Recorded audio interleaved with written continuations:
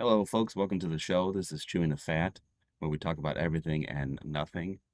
Tonight is Saturday, the November the 8th, so it's the Saturday before Veterans Day, and we wanted to show some appreciation to our veterans. And on the show today, we have a few veterans. We'll start with the age before beauty. So we have Sergeant Flack, served in the Airborne. We have Sergeant Shot. He served in the Army. We have Mr. Fish. He also served in the Army. And we have my co-host DT. He did not serve, but he's my co-host. And we have me. So everybody, welcome to the show. How we all doing? Hey, great. Pretty good. Good. Awesome. Good. Yeah. So I figured tonight's show we have some veterans on and we just talk about your experiences, tell some stories, chew the fat among ourselves with the audience. So since age comes before beauty, Sergeant Flack, how about you tell us a little experience about You your want to start time with in the me, huh? military? Yeah. I kind of figured you would. That's the went into uh, went into the army right out of high school. You know, it's 1971. I graduated, and when I graduated, I signed up. When I went in, signed the contract for airborne, and I was guaranteed that. And the guarantee was, well, you're guaranteed to go. Whether or not you make it, that's another thing. So my first basic training was at Fort Knox, Kentucky, and that was a real trip. Had the old World War II barracks uh, up on stilts, and everybody had a job when you got assigned to the barracks. Now, once you went through, got your clothing and everything else, got your head shaves, and everybody comes back. Well, everybody's got a job. You know, you do this, you do that. You know, well, my job was the fucking urinal, and I took the urinal cup out and boiled it, and then I brassoed the son of a bitch to a high speed shine. And every day before we went out, I was the last one to leave the barracks before we started training.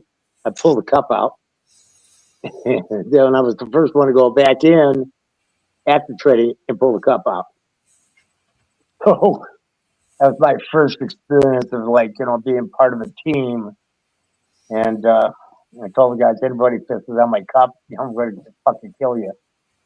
So our biggest thing was we played poker for cigarettes, and I had I had people all over the place, and because I half-assed gambling pretty good. But like I said, we played for cigarettes, and I won so many goddamn cigarettes I had to put in my laundry bag and I hung them over the top of the bunk.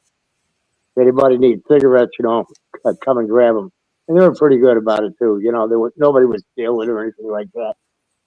Then we had, the let's see, what was it? The blanket party. Had a couple of those.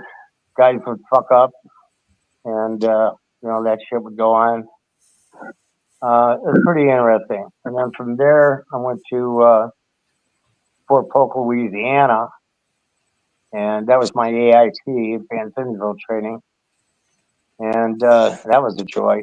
You know, cockroaches down there were as big as my goddamn Camel cigarette. They were walking off with them, and I had the first time that we really got into the gunnery range and all that other shit. And the best story I could have is we had a bunch of uh, RTC cadets, ROTC cadets, I guess, come in to train us for like a week. And they were all like California dudes, National Guard guys, I guess. I guess they were. And we're on a range one day and doing PT. So going through all these exercises, you know how they had the big, what is it? 6x6 podium out there, and the drill instructor would get on top of it, and they'd run you through all the drills. So we got on the one we were holding our M16s above our head, and I just zoned out. And I was the last man standing. And he's looking at me, and I'm looking at him, and I said, I can do this all fucking day. What do you want to do?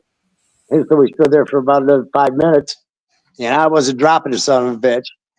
And finally, he said, okay, that's it. Let's go. Get back to the barracks. So later on that night, I'm sleeping in my bed, and here comes goddamn these three sergeants come in, and they go, hey, Fleck, like, come over here, They go like, what the fuck's going on, right? He says, well, come on with us, right? So we ended up going out, and these three motherfuckers took me out to the gunnery range, and in Fort Polk, Louisiana, we went up to the firing range up there, and we're sitting in the auditorium where they had the night fire and shit like that, and fucking smoking dope and fucking drinking Boone's Farm wine. It's the funniest fucking experience I ever had in my life. And then after that, graduated from there, and see, there was like 13 of us that were going to jump school. You guys stand over here. The rest of you guys, they'll get your gear, pack up, and going to Vietnam. And that was that. So I ended up going to jump school. The rest of the company went to Vietnam.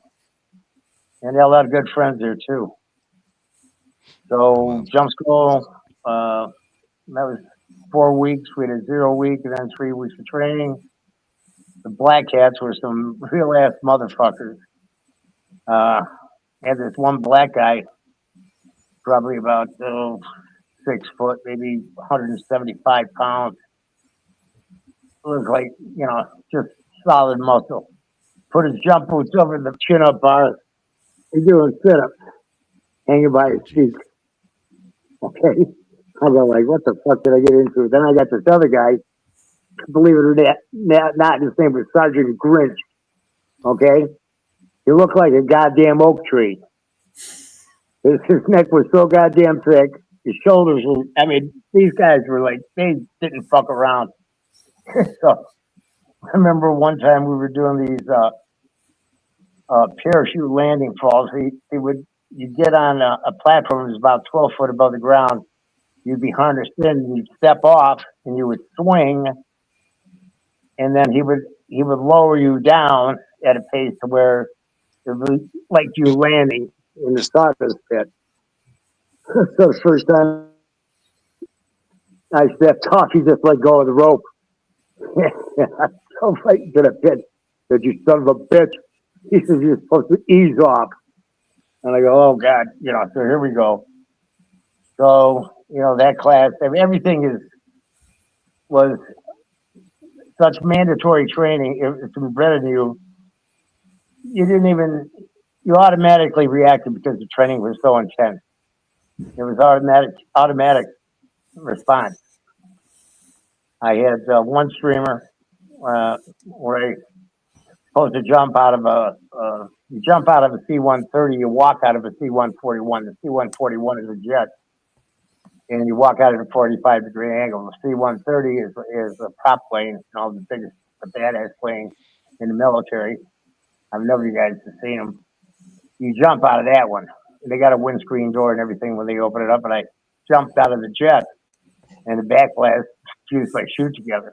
And I had to pull my parachute, pull my reserve, and I kept my reserve, and I kept the ring to pull it, and I ended up bringing it back home with me.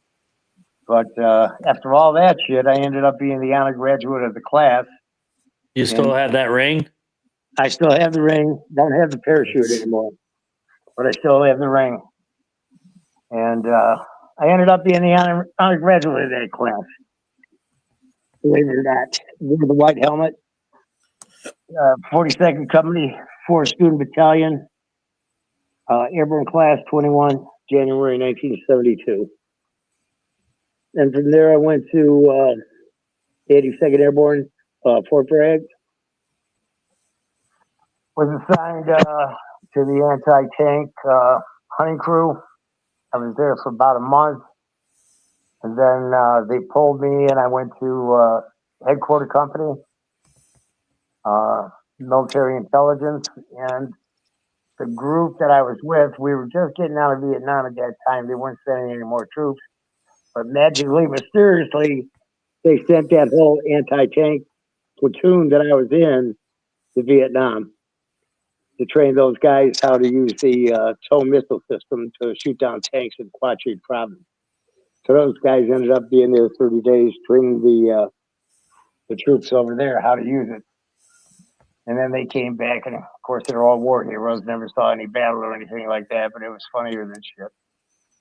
So spent my time there. I went stayed there, and I went to unattended ground sensor school. That was in Fort Huachuca, Arizona, about 3 miles away from Juarez, Mexico. And we spent some time in Juarez. That was really unique. All the Mexican women all over the place. And the unattended ground sensor is all I can say about this. If I would have known better at that time, I would have stayed with it because I could have had a job at Area 51. Oh, Or my second option would have been I could have went to Border Patrol.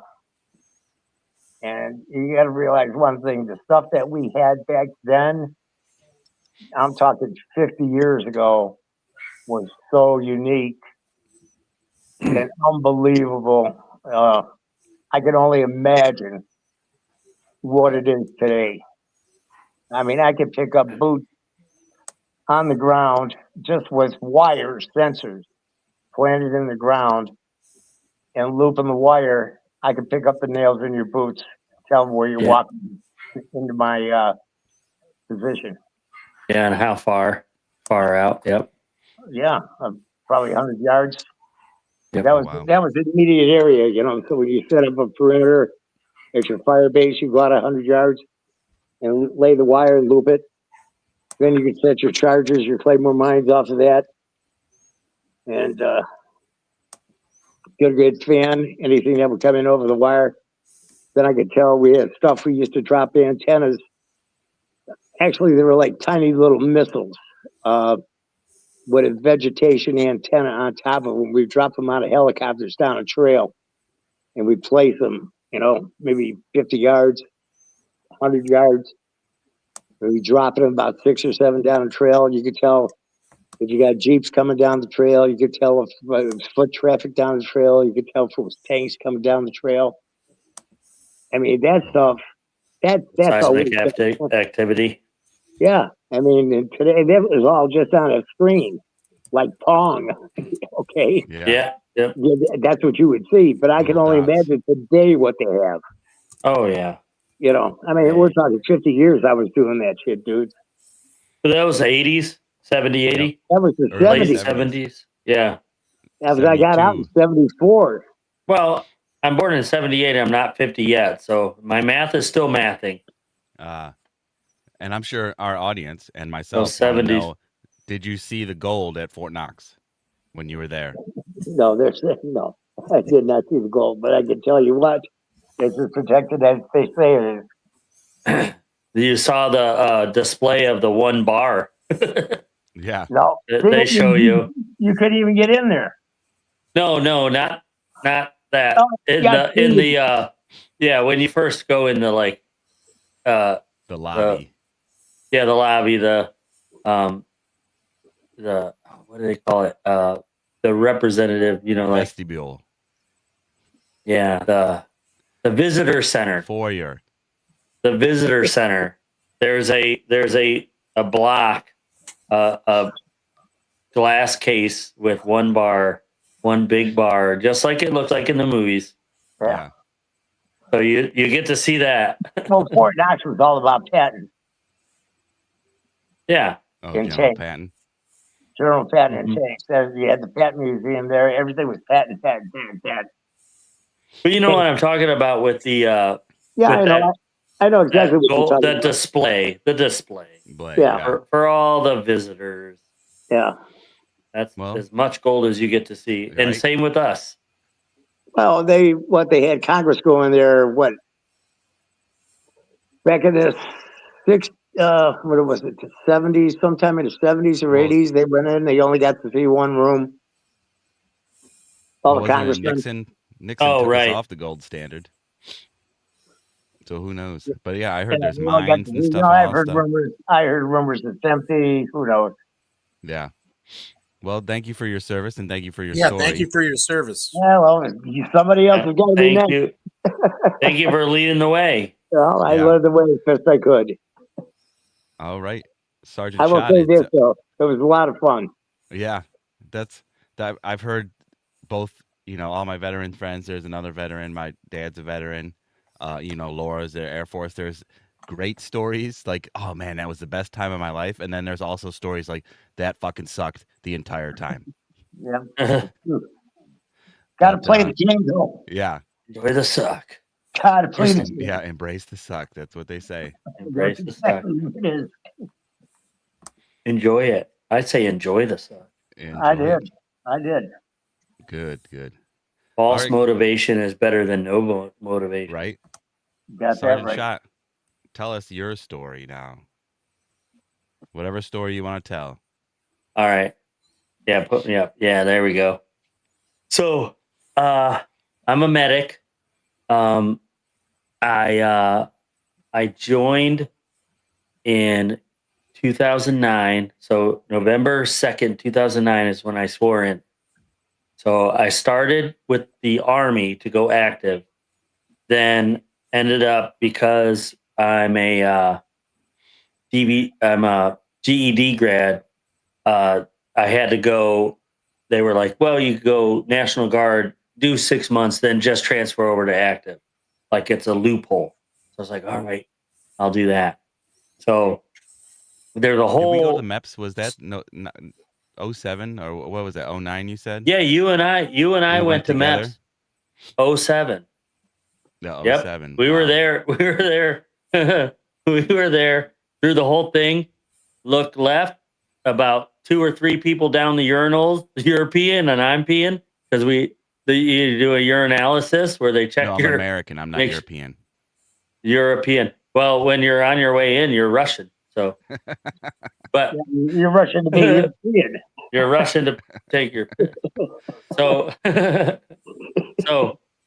so yeah, we were lined up at that moment. But so right after that, that was like MEPS number 1. So that's part of the journey too. But I'm like flashing forward to, I get all the way through all that, get to swear in. But I tried Army first, and because of my high school graduate status, which is GED graduate, I couldn't go Army right away, or they were having difficulty getting me enlisted that way. So they were like, if you go National Guard, they have a little bit lenient rules. You can go in and then just transfer back. Oh, they were very selective at that time. Is that what you're telling me? Yep. So Back in my day, they go through their waves. They would take any motherfucker. You just didn't have And to they be did that. flat-footed. You either go to And- the goddamn army or you go to jail. Okay, I'm going to the army. Yeah. I'll go to the Marines. And then they went back to that. Like they ebbs and flows, right? So they go that way, and then they go, wait, we got way too many people, and we got way too many not good people. Let's thin the herd, whatever. And so they go back and forth. So in my time, they were like, yeah, you got to be like this, that, and the other. So go to the Guard. I go meet with that guy, get in, and start my process, and I get enlisted. But with the Guard, I get enlisted in the Active First program. So it's a new program, and it is you do active duty first, and then you finish out your contract in the Guard. So you transfer back to the Guard. So when I enlisted, when I swore in at MEPS, they had me swear in under the National Guard, which is swearing to the governor, and then swearing in again the Army with the president. So I swore in twice. So I get to basic training. This is January 4th, 2010. Okay, Freaking cold and let me ask you a question. So sure. now are you in the Army or are you in basic training for the National Guard? So I should be Army because it's active duty first. Okay. So Army. So I get to Fort Sill, Oklahoma. That's where my training is, and then I'm gonna go from there to San Antonio for the medic training. I do my basic at Fort Sill. I get to Fort Sill, and they in process you. It's by the time I got there, it was like 3 o'clock in the morning. They collect all your stuff, your lighters, your stuff they don't want you to have. And then Contraband. they're contraband, exactly. And they call it an amnesty bin. Put your stuff in here. Just do the right thing. Look, you'll buy a lighter later. You'll buy this, you'll buy that. If it's important to you, raise your hand. We'll collect it up. We'll save it for you. We'll put your name on it. Nobody says anything. They try to keep their stuff, and then they lose important stuff. So anyway, I digress. I'm as far as I know, I'm in as active Army. So I get through that night, and there's certainly a story there, but again, flashing forward a little bit, we're ate our breakfast. We go to our first medical station. So you do eyes, ears, and I think just hearing and sight was in this building. So I'm in line for shooting. Yeah, both of them. But you already did it at MEPS. It makes no sense. No. No. Well, It's just stupid reception shit you have to repeat all over again. Yep. So I'm in line I'm in eyes. There's probably 200 people in this room. And so we're all lined up. You know, you got the what do you call that? Just like when you're getting in line for a roller coaster, just going back turnstiles. Just going this way, turnstiles.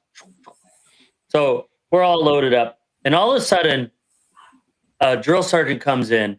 Now I'm about halfway between entering and getting my eyes checked. And the drill sergeant yells out, Hendershot! Hendershot! Hendershot! Where the fuck is Hendershot?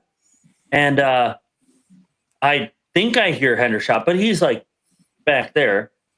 And a different guy's like, right here. I'm right here. And I was like, oh, okay, cool. That's not me. And then he's like, you say Henderson? No, I didn't say Henderson. I said Hendershot. Now he's closer to me. I'm like, oh, I'm looking around. There's no other Hendershots. Oh, that's me. I'm Hendershot. And so he like beelines over to me. He's like, what the fuck are you doing? And I like look in front, behind me. I'm in this line for eyes with everyone else. And he's like, well, they need you. I need you outside. They need you. I need you outside. So I was like, okay, drill sergeant. And he's like, do you need glasses or do you wear glasses? He said, do you wear glasses? And at the time I did not. So I go, no, sergeant, sir, whatever, drill sergeant. He's like, okay, come here. And he takes me to the front of the line. He goes, get your exam, then meet me out front. Okay. So I'm in there. The next guy comes out. I go in, does the thing. This 1, 2, 1, 2. Which one's better? Which one's worse? Then you read this line. And so he gets the things on me, and he's like, "All right, so you have a slight astigmatism. You need frames. You need lenses. So I'm gonna get in the other line and get fitted for frames." And I'm like, "Oh, well, actually, that drill sergeant that brought me up here, he's like, go outside." He goes, "All right, I understand what you're saying. Now this is a civilian doctor." So he goes, "I understand what you're saying, but if you don't get fitted for frames, they're gonna halt your training, and you're not gonna go. So go to the next line. When that drill sergeant comes in, he's gonna come looking for you. I'll let him know what's up." I was like, "All right." So I get in the other line. It's not as long. It's maybe like 20 people. So I'm 20 people back. So he didn't frontline me. I'm not cutting a bunch of people. So I get in the back of the line, and like 10 minutes, the drill sergeant comes back in, like, "Hendershot, come on," or whatever. And runs up there. He's like, "What are you doing?" And I go, I need glasses. So the doctor said I need to get in this line or they'll halt my training." And he goes, "What? Well, I don't fucking care about that. I need you outside now." And then thankfully that doctor, the optometrist, was like, hey, you," which kind of really pissed off that drill sergeant. He was like, I don't know, I didn't catch your name. So he's like, "Yeah, I told him to get in that line. And sorry, sir, but I told him to get in the line because you know how it goes. If he doesn't get his lenses, he can't fire, he can't shoot. He's not a proper soldier or whatever. So he's got to get his lenses. So he's got to get fitted." He's like, "Okay, whatever." And it takes me to the front of that line. So I finally get done. Then he's like, "When you are done with this line, do not get in any other lines. Meet me out front." I'm like, "All right, yes, drill sergeant." So get done, go out front. Once I get out there, he's like, "Let's go. They needed you at the National Guard liaisons like yesterday." And I'm like confused. And he takes off walking like really fast. And this guy's like 6'4". I'm like 5'11". So he's got 5 inches on me. And he is like longest gait I've ever seen, the fastest that I've ever walked next to. And I cannot keep up without jogging. So I'm like shuffle, shuffle, shuffle, trying to walk really fast because there's no running in this area. And so I'm like, oh my God. Then I start thinking about it. Why is he in such a hurry? Oh, we're going to the National Guard liaisons. Well, when we in process, they give you like a quick rundown of the station, like the fort. So you're at Fort Sill. Here's how it works. Blah blah blah blah blah. And then they're like, the liaisons only need you if there's a Red Cross message. A Red Cross message is if somebody at home is hurt or dying, then they'll contact you. So then as we're walking and I'm trying to jog, and he keeps turning around like, "Stop running." And I'm like, I'm trying to keep up. I can't like walk that fast. He's like, "Well, just stop. Just walk fast." And I'm like, okay. Now I realize like this guy's serious. And he said liaisons. Now I start spinning like, who is hurt? Who's in trouble? I'm thinking, okay, my dad goes to Florida a lot. Did he get in a car accident on the way? No, actually, it's January, so he's in Florida. He's not coming back to like March or April. So I think I'm good there. My mom, my wife, the 3 girls. I don't know what's going on. I don't know. My brother, my other brother, Captain Q. What the hell, right? My stepdad. I'm like, as this walk, and it's like it's probably only a quarter mile, but it felt forever to get there. So finally, I get there. I get upstairs. He takes me upstairs, and he's like, "Wait right here. They got to have an officer come down.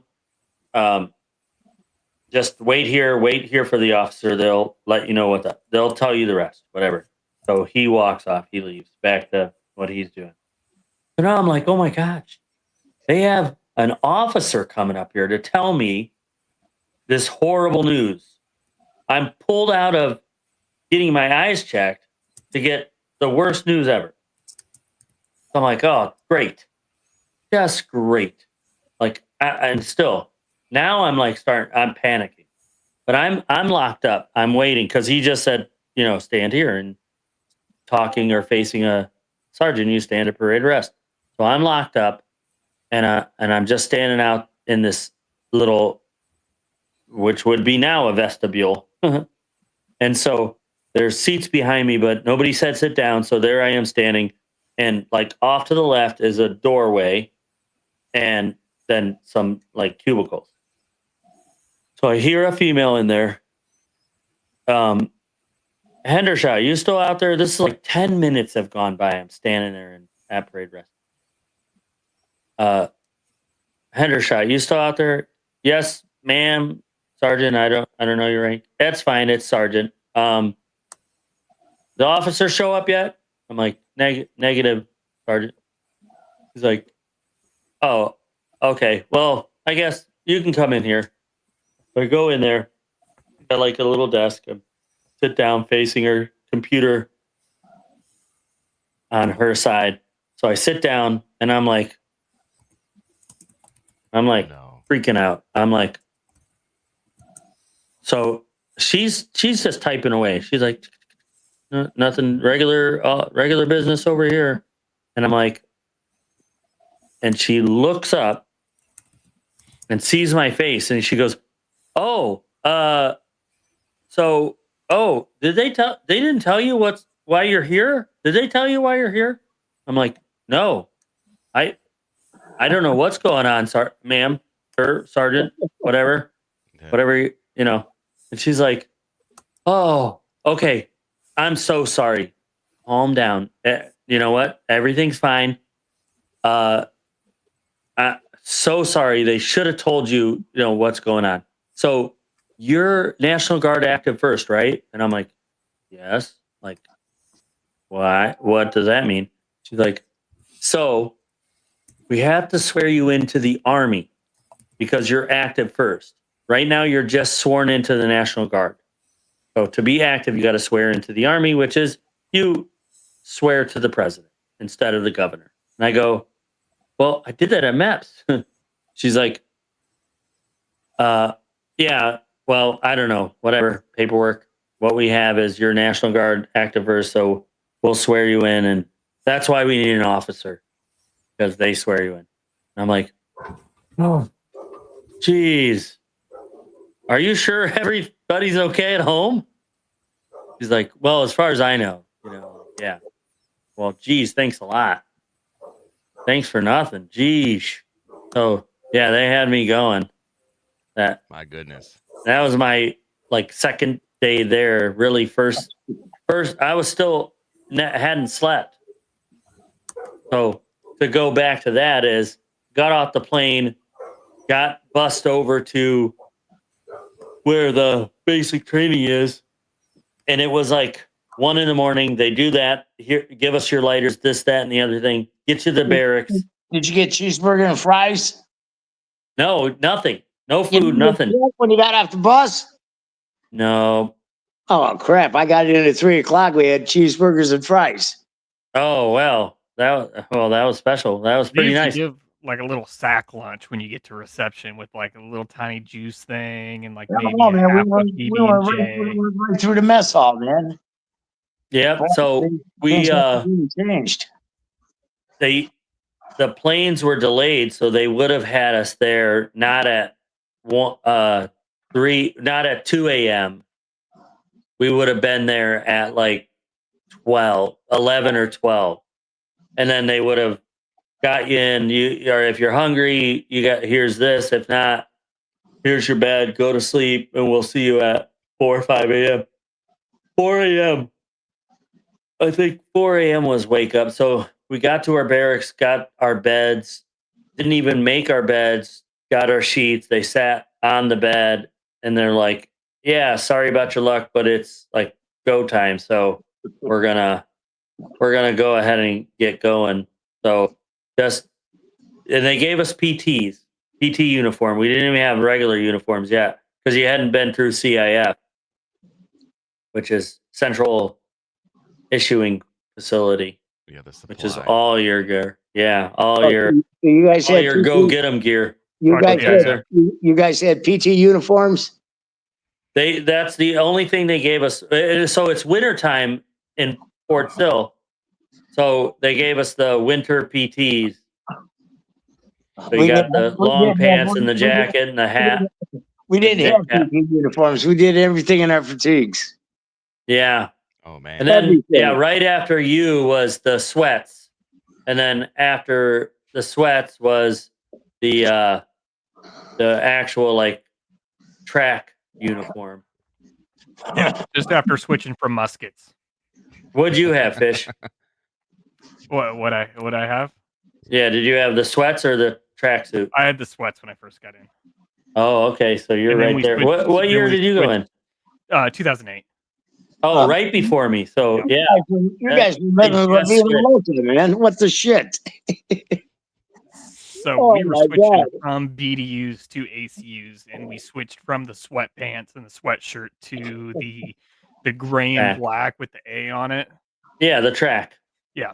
There's a Yeah, it had like the jacket had the little weird reflectors to it. Yeah. yeah, and little wings in the back. Yep. Yeah, funny. Yeah, All right, so then. yeah, Yeah. that's pretty much that's just I a still good have story. I got hundreds of stories. Go ahead, Fish. I don't even remember reception. It's all a blur. That's like the worst part of basic. I You- I was like you. I got in there at 11, stayed at the airport until about midnight, and didn't get to reception battalion until 1, 2 o'clock in the morning. And then you get a set of PTs, and then go to bed. You wake up and start it all at like 4 a.m. after getting a couple hours of sleep. Yeah, reception's a blur. I don't remember much from it. I think that's how a lot of the guys were, unfortunately. Hey, did you guys have air conditioning in your barracks? Yeah, it was hot as shit. I don't. I wouldn't know. It was winter. Fuck, it was dude. heat. Yeah. It was heated. Fort Fucking Sill pussies. sucks. Fucking Summer and winter. pussies. Oh, Jesus Christ. Fort Real Sill. quick, Fort Sill froze over while I was there. Froze over completely where it knocked out all the power. The coolest thing was all the fences were coated with ice. So it was chain link fence Yeah, that was like you could see the ice like had formed over it. right. It was crazy. I never seen that before. But there was no power for like 2 or 3 days. Yeah, it was nuts. Okay, go ahead. Fort Sorry. Sill feels like during the summer, it feels like you're standing in front of the fucking heater. Like it's everywhere else I've ever been. Florida, when there's a breeze, it's cool. Fort Sill, when there's a breeze, it's still fucking hot. It's hotter than shit. And in the winter, it's windy and cold as fuck. And you remember where the PX in clothing and cell is in Fort Sill? Or Vaguely. like the commissary. My barracks were right down there. That was my last duty station. So Oh, so yeah, no, I wouldn't have known that because we were just we were walked everywhere, like doing full, marched everywhere. yeah, same. Hey, when I was in jump school, and I already told you that we had a 0 week, and then in 3 weeks of training, you never walked. You ran everywhere. And you never ran on the grass. Yeah. If Sergeant Major or any sergeant saw you, The only touch time the we fucking walked was grass. marching in formation. That is the Oh, only time no, we no. walked. You ran everywhere. And if you got caught stepping on the grass, you're down up at 50. What are you doing on my Sergeant Major's grass? Oh, fuck yeah. Oh, hell yeah. That was the line. I wasn't even supposed to join the army. I had a buddy die in high school. He was killed in Iraq, Taji, Iraq, due to an IED. And because of him being KIA, I ended up joining. And I was supposed to be a firefighter. My whole family's firefighter, nurses, paramedics, all that stuff. So I originally went to school while I was a senior in high school to be a firefighter, paramedic. And once he passed away, I decided to join. And I played it safe. I went chemical. First duty station was Fort Leonard Wood, Missouri, or Whiteman Air Force Base, Missouri. So Air Force Base, it's like Willy Wonka's fucking chocolate factory compared to any Army installation. It was amazing. Oh, you suck. Yeah. First and 135th Attack Helicopter Battalion. So we had Apaches. I ran down aircraft recovery missions for them for a while. And then we switched to Blackhawks. So we went from AH-64s to UH-60s. Yeah, 60s. But my favorite basic training story is I kind of had a similar thing when we were about to get ready for graduation. You know, you end up going back to CIF to grab your dress uniforms, pinks and greens or your blues, whenever you were in. So I got a call from a drill sergeant, and usually you go everywhere with a battle buddy. Like you don't go anywhere without a battle buddy. In basic training, AIT, same thing. I had a drill sergeant call me to the company area, and he was like, "You're coming with me. No need for a battle buddy." I'm like, "Fuck! Like, what's going on? Did I get a red cross alert? Like, what's going on?" So they took me all the way back to reception. I go into S1 in reception, and I'm just waiting for bad news. I don't know what's going on at this point. I'm supposed to be getting my dress uniforms. No clue. So I go into S1, and there's a little specialist. She puts a whole bunch of paperwork in front of me, and she points to it. She was like, "Is this your signature?"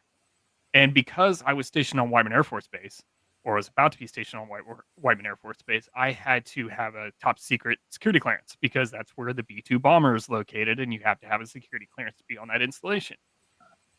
And I looked at the paperwork, and there were a couple other guys next to me, and apparently they were CID investigators. And I didn't know this at the time. They were just wearing dress shirts, slacks, no guns or anything on them, so I had no clue who they were. And I was like, "No, that's not my signature." Like, they're like, "Okay, that's all we wanted to know. You can leave." And I'm like, "Wait, why do you need to know this is my signature?" "Well, this is your security clearance paperwork, and you were supposed to sign this in MEPS prior to your arrival in basic training." And I'm like, "Well, I never received such paperwork." And we're like, "We know now." So a major was supposed to get me to sign the paperwork in MEPS. Turns out he forgot to have me sign it, so he forged my signature on the paperwork. Oh shit! He forged my signature. And you I'm gonna guess inadvertently he wasn't a major anymore. threw him down. I went back to MEPS. I worked in recruiting. I did that little thing where you can go back and work in recruiting for a little bit. And I went back, and he ended up being a lieutenant. So he got demoted for the whole thing, which I'm surprised he's still in the military, but he got demoted from major to lieutenant. Oh, wow, that's pretty far down. Wow. But I had to redo all my security clearance down. paperwork. Yeah. I had to redo all my security clearance paperwork. That's my biggest story from basic training. I remember just because I thought I don't know. I thought something was wrong, and it's kind of the one thing that stuck with me. Yeah, wow. You know, that definitely would stick with you. But yeah, I went from AIT in Fort Leonard Wood, which great experience. The only thing about chemical school is you're learning about. I already had my hazmat awareness and operations. I played it safe because I went to school to be a firefighter, and the main part about firefighting is you have to go through hazmat awareness, operations, and technician course. So I was going to do the same thing in chemical school. So I'm like, I don't even have to study. I've already done this before. Taking the test. Didn't study the entire time in AIT. Everyone was freaking the fuck out studying. They're like, "Oh, winter, you need to study. You need to study. You need to study. You're going to fail." And then it comes down to the test. I got 100% of my awareness and 99% of my operation. And afterwards, everyone's like looking at me like, "How the fuck did you do that?" And, but chemical school, all they do is basically you do FTXs, go out to the field, and they throw CS gas at you the entire time. So it's just a giant CS chamber all over again, 24/7. Constantly dealing with CS, constantly Break down those acronyms. Being in it's tear gas. Yeah, just get hit with tear gas all the time, and you have to put your all the gas time, mask on all the past time. I remember laying in a hole and I felt something hit me in the ass, and it ended up being a CS Gas. Yeah, basically. The cool thing about chemical school is there is a facility in Fort Leonard Wood, Missouri called the CDTF. It's the Center of Disease. Shit, I'd have to look up the actual name of it. But it's they used to make it in Alabama. They closed that facility, but it's the only place in the United States they make VX nerve agent. And the US government says it's for training use only. That is the only reason they manufacture it there. But we all know it's probably not used for training use. We can surmise. Mm-hmm. Mm-hmm. So as a part of chemical school, you have to be able to go through this. It's like a CS chamber, but it's live VX nerve agent, something that can get you kicking chicken within a few minutes of just being exposed. It's a huge top secret area. You can talk about it, but you just can't go through the whole, like, you can't take photos and shit like that. But everyone knows about it being in Leonard Wood. But it's a giant city that's a hot zone. You have to go through blood draws, mask fittings. You have to make sure your Mop 4 fits perfectly, and it's a whole day's process. You cannot go in there with any belongings besides your CAT card, your ID, your military ID. They take everything from you at the gate. Once you get in, they give you a brand new set of uniforms and some Converse tennis shoes. Those are the tennis shoes they use. So you're wearing ACU uniforms with Converse tennis shoes. It looks pretty badass. That's gonna be But fun. you're doing that while you're doing the blood draw. Then you get into your Mop 4, and then you have to put your head in this little bubble where they spray CS agent just to make, if you cough, that means you don't have a seal, and they have to make sure you have a seal before you go in. And it looks like something off The Rock, if you've ever watched that movie. Yeah, The Rock. And yeah. big red lines on the floor. There's pressurized door. It's a negative pressure facility. You walk into this room, and there's individuals in level 1 chemical suits with respirators inside of them, huge plastic suits, and they had syringes inside of Tupperware containers, and they were using the Tupperware containers to hold the VX nerve agent. Holy shit. Wow. And so you go into this first room, and it's a Humvee, just a skeletonized Humvee. Just the frame and the side panels and everything on it. And they go up to it and they douse part of that Humvee with VX nerve agent. And it's your job to go over there. You have M8 paper, which is a test paper, and you have to go tap it and make sure it tests positive. And then they give you a little decontamination kit where you decontaminate it. And then once everyone goes through it, you're good to go. And then you're on to the next thing. During this point, we had a guy fall out because he didn't drink any water the day before. So you fall out in a live VX nerve agent chamber. They're dragging your ass out, stripping you butt naked, hitting you with a whole bunch of atropine, and scrubbing you down, which is the most embarrassing thing ever. So we had a guy go down. They stripped him naked and Jesus. deconned him, and everyone just kind of like carried on. Like nothing, Yeah. just said, don't worry about that guy. We're just going to Don't worry continue about Bob. on He'll be back. with their training. You'll see him later if he's not fucking kicking chicken and having seizures, because once you're infected with VX nerve agent, atropine's just there to stop the symptoms. It doesn't back the symptoms up. So you start with difficulty breathing, then you start having seizures, and then your respiratory system shuts down. But if you start having seizures and then you're hit with atropine, you're going to have seizures for the rest of your life. Oh wow. Oh shit. There's nothing that can treat what a nerve agent can do to you other than stopping it from doing that to you. So they treat it very seriously, like they should whenever you go down in that situation. So the next thing you do is there's M4 carbines laying against the wall, and you grab an M4, and those people come back in with the syringes and Tupperware containers, and they douse the M4 with VX nerve agent, and then you test it, decontaminate it, and you're done. Then you go into the next room, and it's like a mock city, and you have to use chemical detectors to go find where the VX nerve agent is. You have to learn how to decontaminate it, and then afterwards you have to drink out of a canteen in a contaminated environment. It's basically like a trust fall. You know, it's there so you can trust the equipment you have. There's no other. It's really not a good training opportunity, other than you understanding that, okay, this equipment we do have in the Army can protect me from this shit. if I do get exposed to it. Right. I mean, As a That's as a crazy. medic, do you know what natural creature creates the same effect as that? Yeah, as that same agent, the nerve agent. What? the Black Widow. No shit. Nobody's ever died from a Black Widow. Hmm. It does the same exact thing, and same thing as the nerve agent. Nobody has died from it unless they like have an effect and fall off something and die, like Yeah. hit the ground, like trip and fall. But yeah, the Black Widow, it hits your spine and it locks you up and it causes all kinds of nerve clue. Yeah.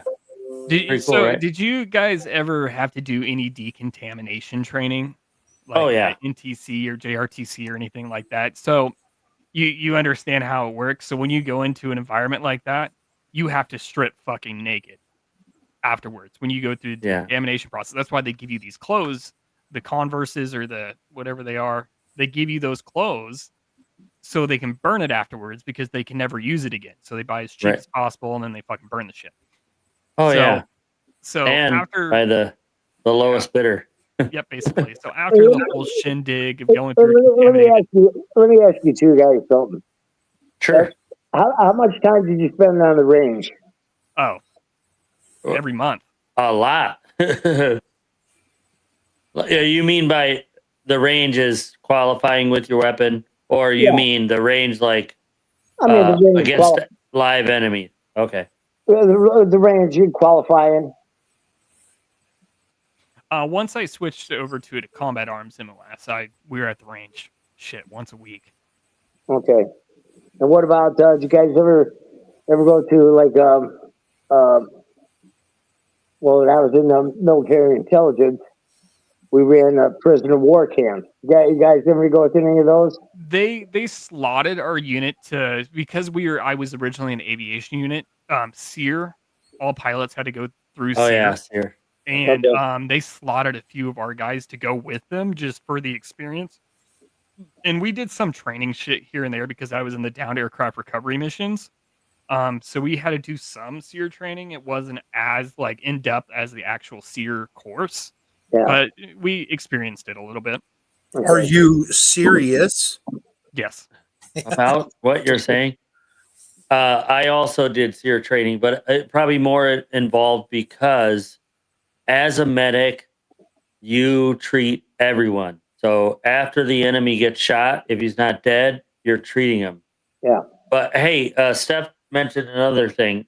That just popped up prior to. She said, "Thanks for the matching mustaches." Yeah, I've been sitting here Yeah, so quietly that's the whole pretty time sweet. when everyone's talking, and that was the one thing I was going to say about the veterans here, and then of Way to course go, our Greg. host. You took it from Dave. You stole So his I'll just go thunder. back to being muted. I'm sorry. Yeah, well, you just You gotta speak. Go ahead, throw it in there, Dave.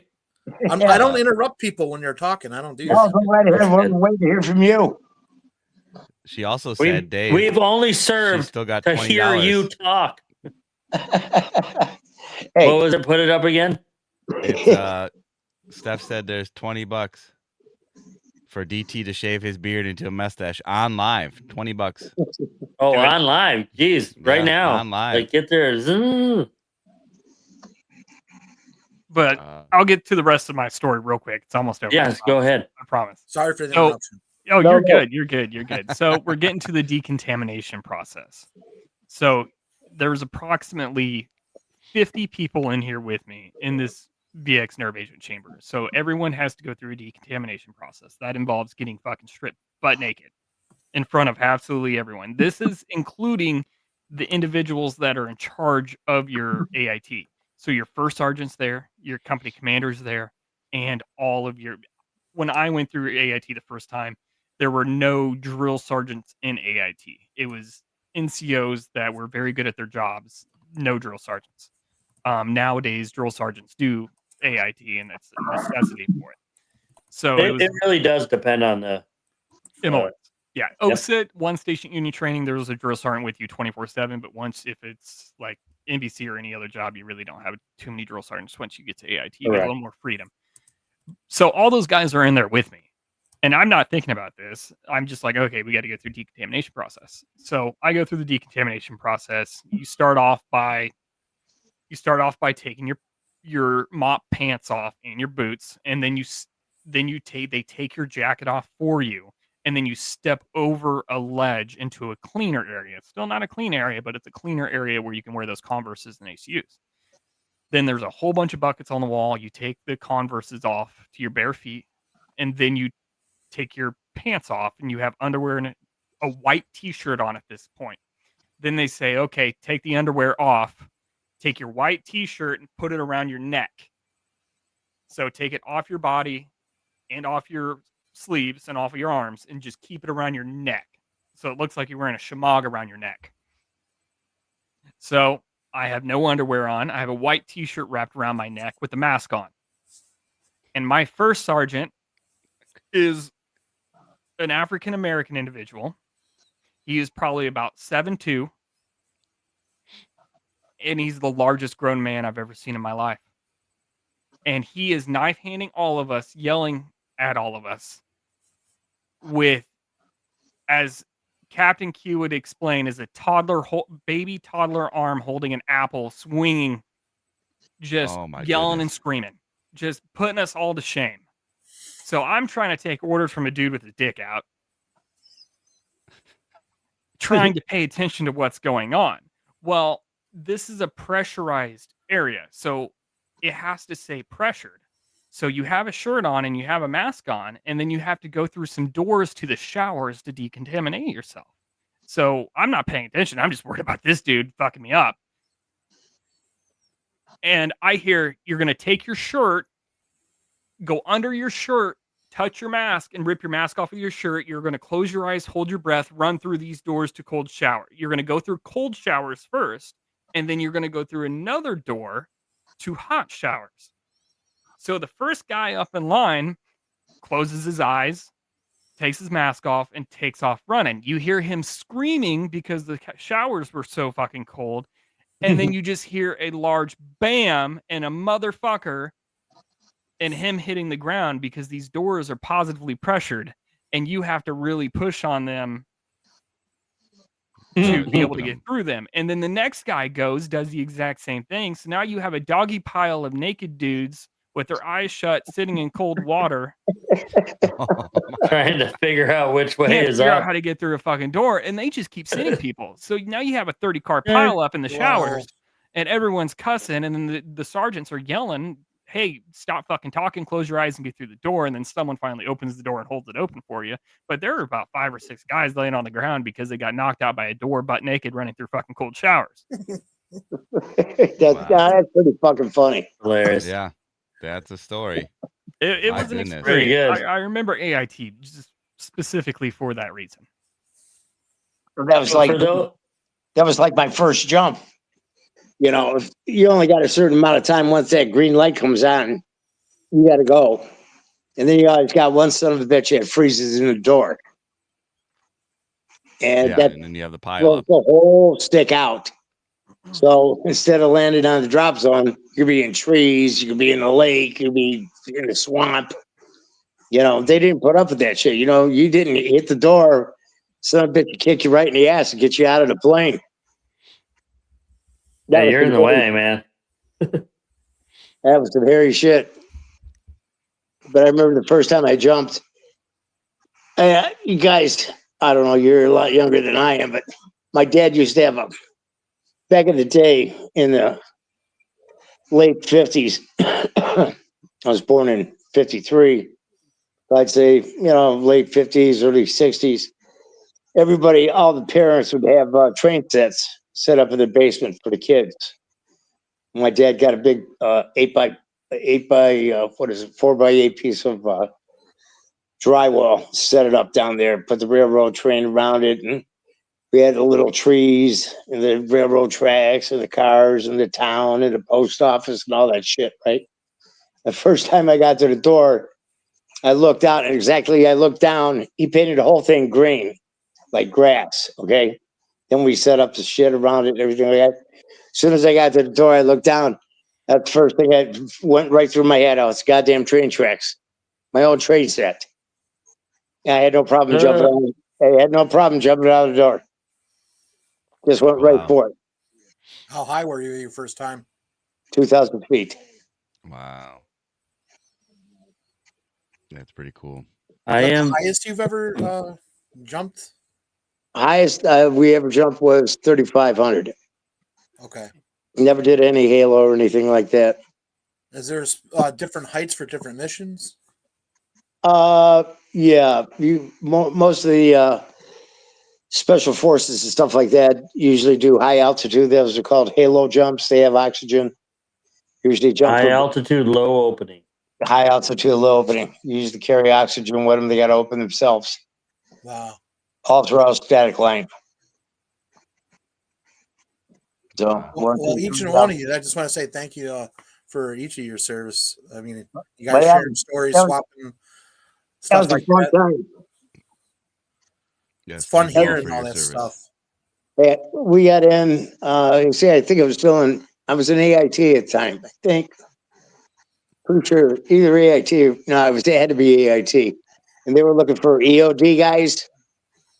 Okay, you know, Explosives. explosive ordnance guys. Yep. So I volunteered for that. I think I got blown up on the third day. What? I got blown up on the third day. In training? Yeah, we were in training. Yeah. You know, They're like, nope, you're dead. yeah, no, the thing You went off. messed it up. Oh, it actually did blow you up. Well, it was kind of like we were searching for tank mines, landmines, Yeah. and you gotta stick the bayonet in just like you see in all those movies, stick and stick and stick and stick, then once you get it, then you gotta dig around it and all that other shit. I was digging around it, apparently I fucked up. Anyway, click, okay, you're done, you're dead. You dug into it. Yeah, Yeah. dug into it, that was that. I said, Uh-oh. well, I guess I'm gonna be that. Then I was in jungle school. I think it was third or fourth day in jungle school, and that was pretty crazy. We were in Fort Sherman in Panama, and it's a place they call the fort behind God's back. God doesn't even know it exists there. We're learning about all the booby traps and all the other shit, because we didn't know any of that shit, and that's why our guys were getting killed. The punji pits and all that other crap. And I was on patrol the one day, and I was a point man, and we were walking through the jungle, and I got shot. I got shot in the leg. The guy took me out. One of the drill sergeants took me out. Drag you out. Just you shoot BB guns, spell guns, and you can feel it.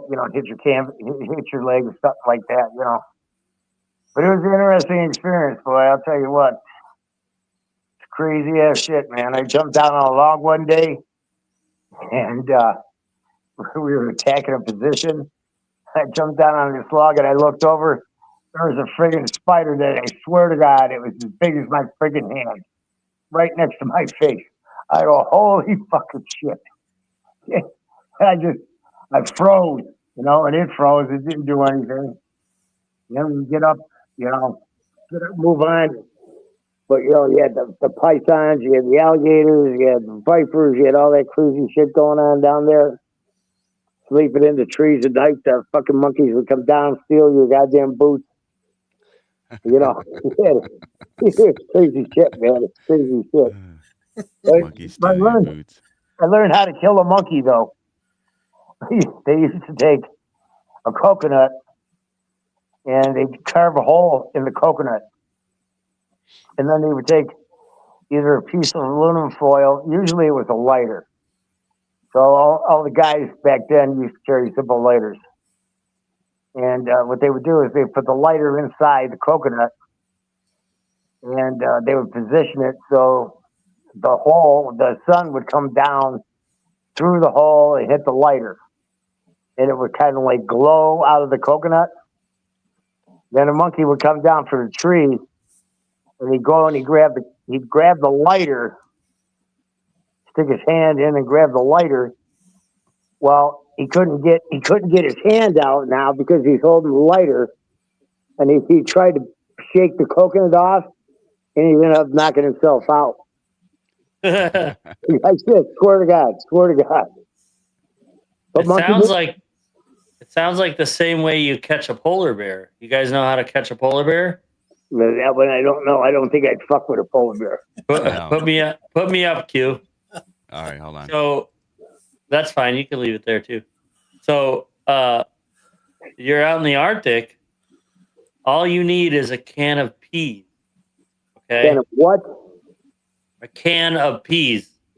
Can of peas. Yep. You open the can of peas. You use the lid to cut a hole in the ice. Okay.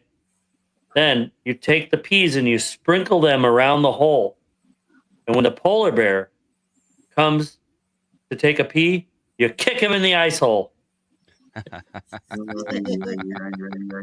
Oh man. I was giggling before you even started it. I think we're What? drifting. I think we're drifting yeah, off totally. here a little bit. Hey, Captain Q, So, yeah. you need to tell your chicken joke. oh, you got the a chicken joke? The chicken All joke. right, So joke have you heard time. this chicken joke? This is good.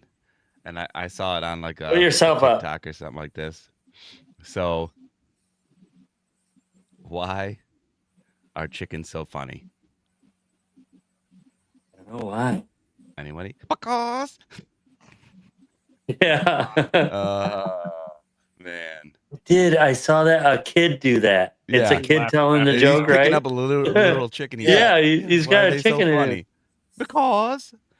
Oh, man. Yeah. Any of you guys I been did out see to that. NTC National Training Center Oh, where is it? or Irwin, California? No. No. So during GWAT, they had that was kind of like the desert is training GWAT? environment, Global War on Terrorism. Yeah. That's where they Fine. would send us all pre-deployment to train for Iraq and Afghanistan. Everyone has an idiot within their unit, right? That can't tie their boots, that acts like Oh yeah, everybody. Oh, yeah. basically. You they're were just that as dumb as idiot, weren't you? Or more than one. yeah. Oh, absolutely. Or more than one. We had I one. definitely have more than one. So when you go to National Training Center, you get on Miles gear, which is the fancy laser tag that costs billions Yeah. of dollars that never works. And you spend 30 It worked days when out it was new. yeah, barely. One. They never update it. Yeah. You put that shit on everything. You're shooting blanks, and there's like a laser on your gun that shoots out and all that good stuff.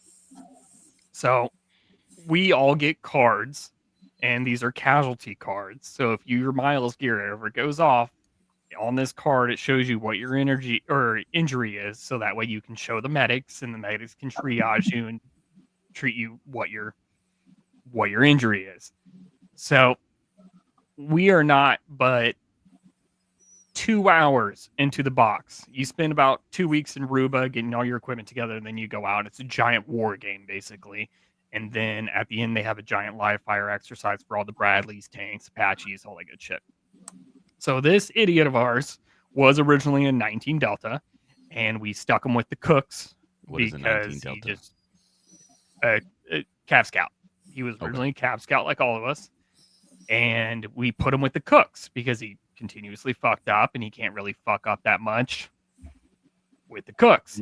Yeah, and you want to have a good showing out here in this training. Yeah. Exactly, because this is what you're graded on, and you're graded highly on it.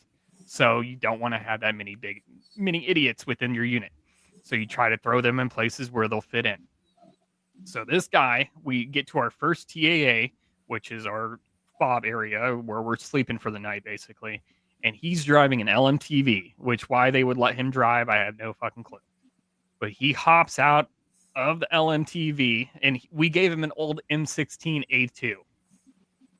So you hit that butt stock on the ground, it's going to send that bolt home and fire around, right? Those older M16 A2 A1 models. And he gets out, he slam fires that M16's butt stock on the ground, shoots off a blank, sets off his Miles gear. Within 2 hours of being in the box, he's a casualty. So we have to 9-line him out. We have to medevac him out.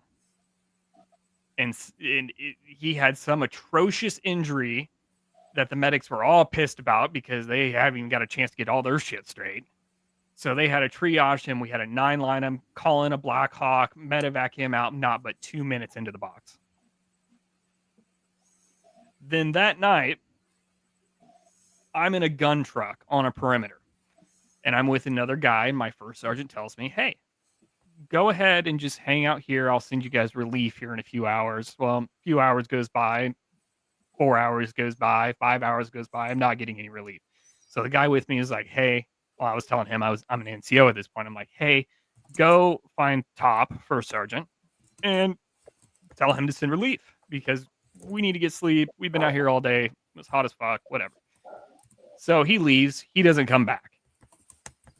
So now I'm in this gun truck alone in the middle of the desert on a perimeter with PVS 14s, night vision goggles, which are good, but they're not the best. You can kind of see shadows and outlines of things, but they're not really that good. They're the single Green and white. green and white, single optic, not dual, pieces of shit. So I can't really see much anyways. I'm in this gun truck. I'm like, you know what? Let me put these night visions on. I'm just going to take this gun truck and go back to the talk and figure out what the fuck's going on. So I'm driving back to the talk, and this body jumps out in front of my MRAP, right? And I'm like, what the fuck is this? And the windows slide open. They don't roll down. So I slide the window open one slot, and it's my first sergeant. And it's dark. I can't really see much on him. And he's like, hey, where's the ECP at? And ECP stands for entry control point to our perimeter. And I'm like, fuck, I don't know. It's about 500 meters that way, I think. I really don't know. I was like, hop in. I'm going to the talk anyways. I kind of can see the tent from where we're at. Let's just go there. So we go inside the talk, and there's a red light. And I look at my first sergeant. He looks like he was Wile E. Coyote shot out of a fucking cannon. Oh, Jesus. His uniform is shredded. It's basically a Madonna outfit. I mean, it's just little strips at this point. And I'm like, what the fuck happened to you? And he was like, I don't know. I was in a Gator, a John Deere. It was a military style Gator or a Kubota, side by side. And he was like, I was trying to find the ECP. I fucking hit something. I got out of the Gator, and I don't know what happened. So we're laughing about this dude that shot himself not 2 hours in. We're laughing about first sergeant being cut to fucking shit. I don't know how he's not cut up. And then we go to sleep. I wake up the next morning, and it's starting to become daylight out, and I see this Gator 1,000 meters the opposite direction of the ECP through our perimeter, and he grabbed about a half mile's worth of Constantino wire, which is razor wire, and drug that shit a mile down the fucking desert. Oh, And my this goodness. Gator was wrapped. I mean, like wrapped in Constantino wire. For How he an fucking got out of the that optic, a Gator is like a Polaris. like a Yeah. Polaris, like a side by side. Yeah, side by side. How? People don't. How he didn't cut himself up, the world may never know. But he Guardian Angel. he has. I'll find a photo. Yeah, I have it of somewhere. He framed that uniform, and he keeps it above his office. That's amazing. I would. He's a Yeah. sergeant major now, but he keeps Yeah. it framed right above his desk in his office. I mean, it looks like something a stripper would wear. At Oh, this Yeah, I would point, encase I mean, that there's thing. nothing left of it.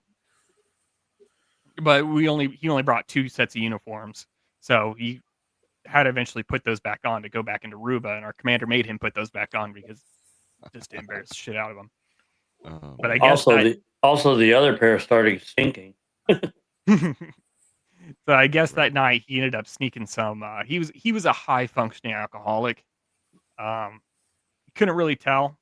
He would come into the company area shit faced, and he would have me drive. I was his personal chauffeur. He drove like a brand new Mustang at the time, 5.0, beautiful Mustang. And he'd be like, "Hey, you're driving me to the Mexican restaurant." It'd be like 2:00 in the morning. Mexican restaurant's fucking closed. He's shit faced at this point. I'd be like, "Yeah, Top. Yeah, I'll drive you to the Mexican restaurant." I'd drive him around the block and get him to sleep like a fucking toddler, and then park the vehicle right back into the company area and just kind of let him fall asleep in the car and go back in and go to bed myself. But he was a high functioning alcoholic. never had a problem with it. Well, he had a problem with it, but it never affected his military career. And turns out he was drinking that night when he ran into the Constantina wire. Oh man. And the first sergeant made him parade around in that uniform for about a week in Aruba because that's my little NTC story. I love it. Do you know why good the story. military is so strict on uniform? AR-670-1. Why? They try to minimize casualties. Ha ha ha ha ha. Yep. Ah, come on! I expected That was pretty good. better laugh out of that. That was all right. That was good. It All works right. both ways. Better than the Bacall joke. Well, yeah. Well, Because Little fun facts. So the flag at the top has a ball. It's called a truck. If you didn't know that, that's what that ball is called. Truck. What on a military establishment is inside of the truck? Well, there are 3 items inside of the truck: a razor, a match, and a bullet. The legend is that the razor is used to cut the flag to shred it. The match is used for burning the flag in the proper manner. And then the bullet is used to defend yourself, but you only have one. So really, what do you think that means if they took over the base? It would be to well, if you're Yeah. shredding the flag, that only tells you one thing. Hopefully, it's not a SIG P320 because then you're just fucked all around. so the last bullet is to just For you. for you, yep. so, yeah, Yeah, there was a myth Oh. going around. you're not compromised. You guys probably seen this on the internet or something like that, you know. They say that why the World War II guys always turned their cigarette upside down in their pack. Oh, the one lucky The cigarette. one lucky. I Yeah. still do that. Well, I did it until I quit smoking. Yeah, now you vape like a loser. Well, I think so I'm sitting here and I'm thinking about this, and I go like, "That's fucking stupid." That's really fucking stupid. Because all the cigarettes that were issued in World War II were non-filter. So how do you couldn't know? tell if- You couldn't tell Oh, what it side. have to have happened after that. So Yeah, there's no way. yeah, what's the origin of the lucky? let's see. That was your Yeah. lucky cigarette. That would be the last one. You turn that one upside down. So if you got to the last cigarette and you pulled it out and that was the one, that means you made it. You weren't a casualty. That was your Oh, lucky. it was your lucky cigarette. I've been in situations So it was where the like the lucky force luck. was used in the same day. Yeah. But the thing is, you either had Camels, you had Chesterfields, we had There are many non-filters. they were all non-filters. American spirits.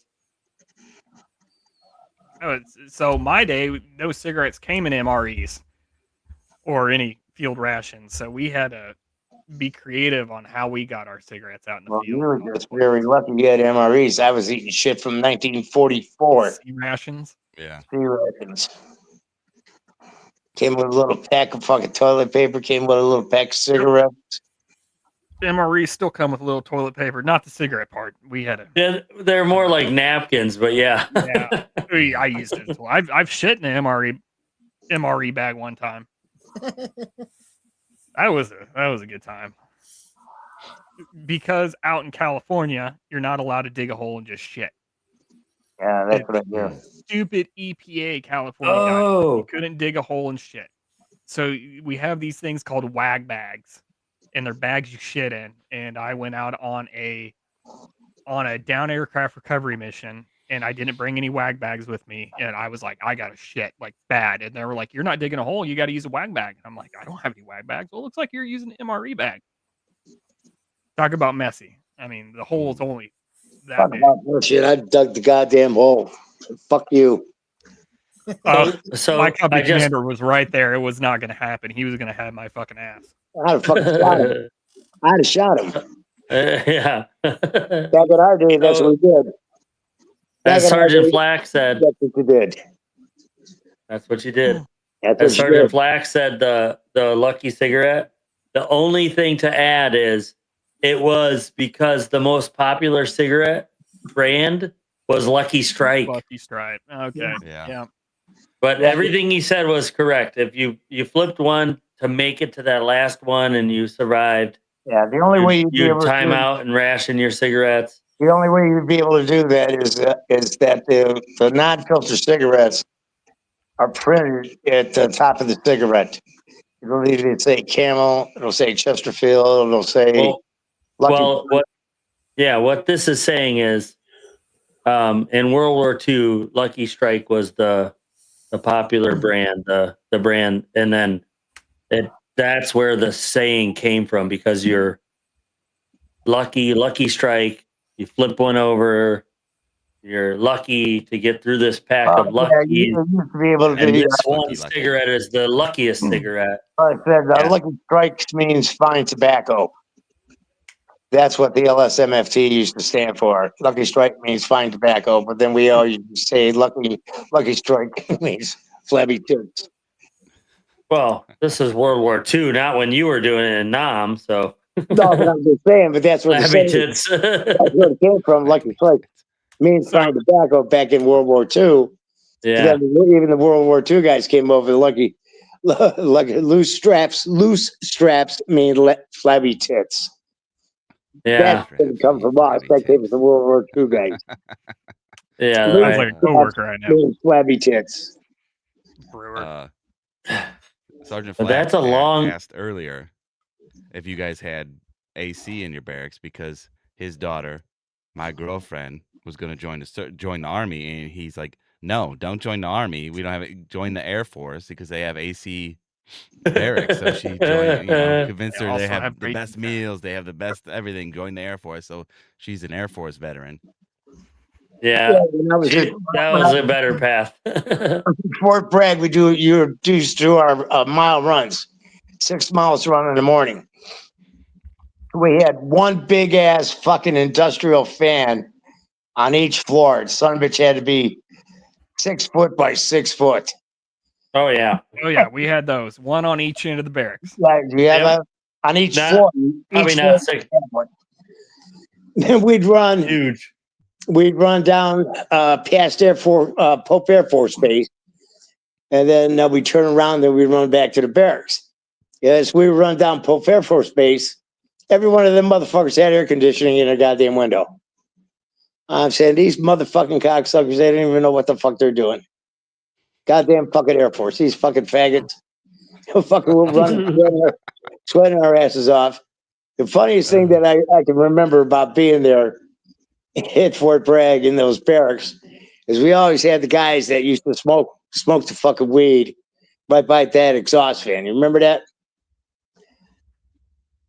Did you guys have that? Oh yes. We had people sneaking smokes for sure. Yeah. Oh, absolutely. Yeah, well, they'd always be down by the fan, smoking by the exhaust fan, and then they fucking throw it out the window. So a couple months later, we're out fucking doing every morning before PT. We'd have to do the marshal the grounds, cigarette butt call, all that other shit.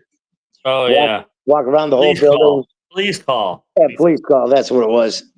Side by side, shoulder by shoulder, walk around, pick up the butts and shit like that. We're walking around the one side of the fucking building where all the exhaust fans on.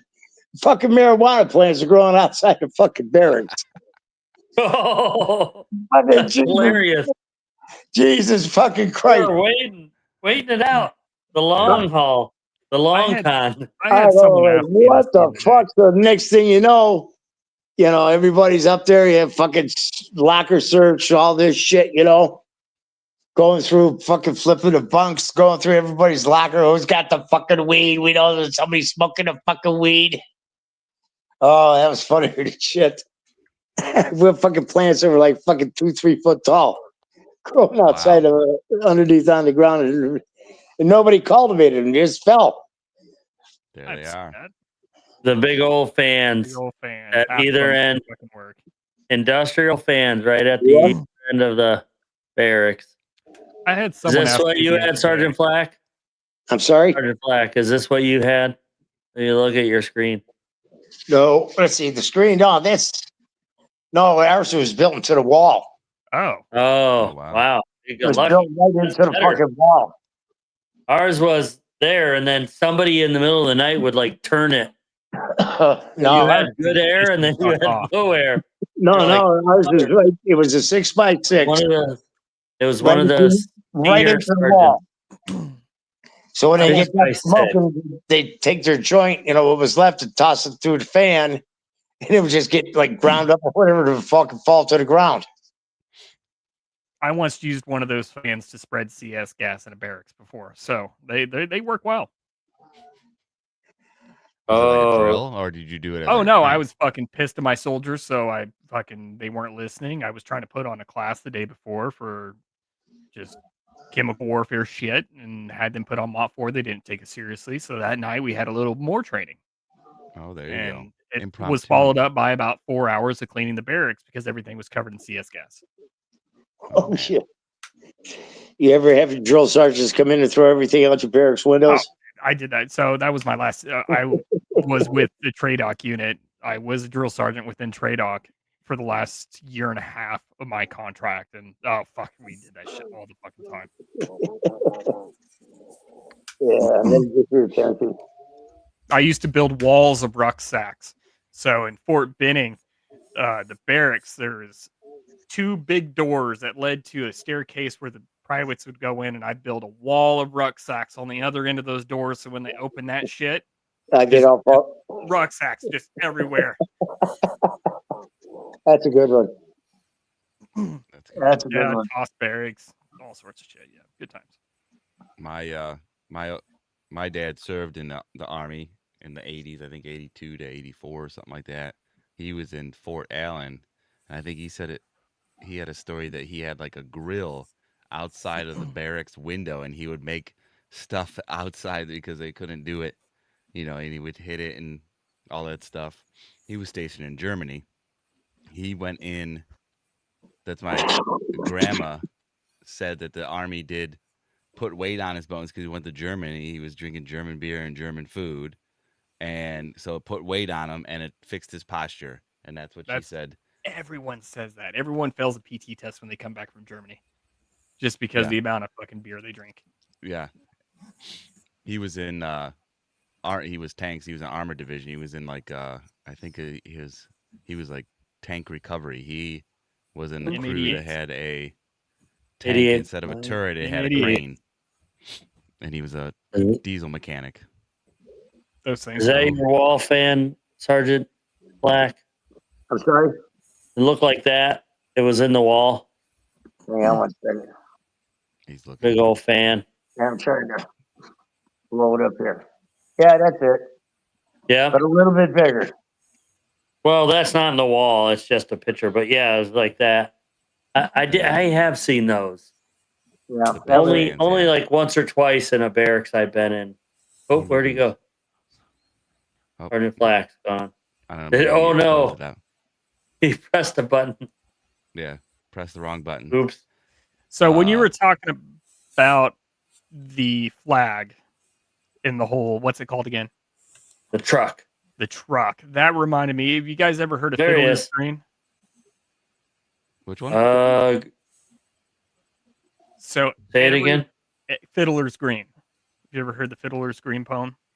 no. No, I don't Every think so. cavalryman, every Cav Scout has to memorize Oh. Fiddler's Green. And I have it for you here if you want to hear it. It's kind I of was a medic for the cab unit, but we had our own section, so we were like apart, and then they did their cab stuff. So I never got to learn any of that stuff, but I would have liked to. Go ahead. So having the 9mm or the round in there kind of reminded me of this poem. If you guys are ready, if you don't mind me reading it. No. No, not at all. It's very somber. Marching past straight to hell, the infantry are seen, accompanied by the engineers, artillery, and marines. For none but the shades of cavalrymen dismount at Fiddler's Green. Through some go curving down the trail to seek a warmer scene. No trooper even gets to hell. He's emptied his canteen. And so rides back to drink again with friends at Fiddler's Green. So when man and horse go down beneath a saber keen, or in a roaring charge, a fierce melee, you stop a bullet clean. And the hostiles come get your scalp. Just empty your canteen and put the pistol to your head and go to Fiddler's Green. Yeah. See? Last bullet. Yep, that reminded me of that. It has to be. It's kind of like the Army song and the Soldier's Creed. It's like one of the things when you go through AIT as a Cap Scout, you have to memorize that. No, I heard this story about medics in the Marine Corps. Now I don't know if this is true about all armed forces. I can't say for sure, but the medic. Let's put it this way. Oh, you know, the Marines got a history. They're all drunk, right? Marine Corps was swarmed in a fucking bar by a bunch of fucking drunks. And in a platoon, the medic is the most beloved and cherished person in that whole group. So if they ever went to a bar and somebody threw a punch in a medic, you'd have to fight 40 guys. Because every one of them will put their ass on line for that medic. Because that medic and supply sergeants. Because that medic is one that And the cook. He's the one that puts Those are the three. You. Yep. Yeah, What's the I third think one? cook. Oh Yep. yeah, cook. Yeah. Medic and supply sergeants. Three guys you don't want to fuck with, and you're gonna have everyone try to murder you. So I actually think that's the order too, is medic, supply, cook, because your medic, like you said, that's the guy that's gonna plug you up and put you back. Right. That supply sergeant's gonna give you the means to be able to fight, and the cook, you're like, well, I just like when he cooks me good stuff, but we have MREs just in case we lose the cook. So that's why he sadly gets the last of the three. But absolutely, I could tell you about when I was in. My first duty station was Daegu, South Korea, and there was a sergeant there, Sergeant Cooper, that was like he had already been in for 12, 20 years, I don't know, forever. Like he wasn't going anywhere. And I was only a PV2, so private, 2. Not even private first class yet. And I'm on range coverage. So I'm the medic covering the range. So if anybody gets hurt, I'm the guy to help. Right. And we're firing 50 cals, we're firing all kinds of stuff. So that was military police was who I was attached to. So they're training at all the weapon systems, and we get in between iterations, they got to clean up the brass, and they have to account for it. They got to turn it in, so on and so forth. So I'm in my little. I got my FL. I mean, I don't even have FLA. I have a high back Humvee that is my transport vehicle, and so I'm sitting over there with just being a medic, and one of the sergeants like, "Hey, what are you doing? Get over there and help." So okay. So I go over and I start picking up brass and whatnot, and I'm helping, and I'm out. I'm on the firing line picking up stuff, and all of a sudden, like Sergeant Cooper comes around the corner, and he sees that that's what I'm doing, and maybe he needed something. Maybe he just needed a Band-Aid. Maybe he was looking for some aspirin. So he turns and he sees nobody at the medic station Right. that I have set up. And then he looks and finds me, and he Brad. beelines right to me, and he's like, "What are you doing right now?" And I said, "I'm just helping him clean up grass, Sergeant, before we go hot again." And he's like, "Who? Why? Did you just come over here and start helping?" And I was like, and I'm an honest person. I'm like, negative, Sergeant. One of the other sergeants told me. Who told you? Tell me right now. Who told you? Tell me. Who was it? And I really didn't know names, but I also wouldn't have like thrown anybody under the bus. But I was like, I'm still new here. I don't know everybody's names. He's like, all right, it doesn't matter. I don't give a fuck who did it. Go back. Go be a medic over there right now. And I thought he was mad at me, like directly at me. Right. I was like, oh. So I go back over there, and he's like, hey, everybody, round it up. Let's go right here. So everybody gets around him, and he's like, look, we are out here training. You understand what goes on like 100 miles that way or whatever, which was the DMZ in South Korea, North Korea, still an active war zone, not ever been, that conflict has never been ended. So he's like, so that's going on. We're doing what we're doing so that we can do what we need to do when we need to do it.